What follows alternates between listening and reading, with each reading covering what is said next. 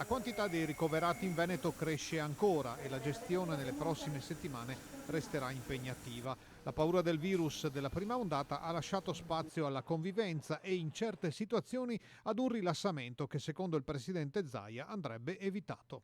Da zona gialla è inevitabile che qualche preoccupazione ce l'abbiamo e ci sia, che è quella dell'effetto boomerang, no? Cioè, zona gialla, tutti dicono che il Veneto comunque sta gestendo bene, a sto punto prendiamone atto, è un problema degli ospedali, facciamo festa. Non funziona così. Ricordo a tutti i cittadini che abbiamo superato di gran lunga i ricoveri massimi della prima fase di marzo-aprile e ci stiamo avvicinando ai massimi anche sulle terapie intensive. Più di metà dei morti in Veneto erano ricoverati in area non critica e solo il 14% in terapia intensiva. Il resto dei decessi è avvenuto in RSA o a domicilio.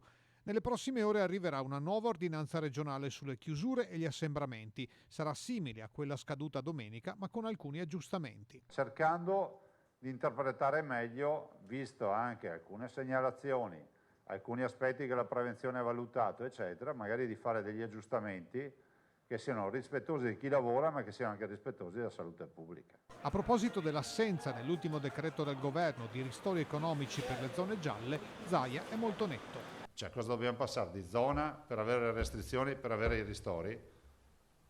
Cioè, noi siamo in zona gialla, non abbiamo i confini comunali chiusi, tanto per dirne una.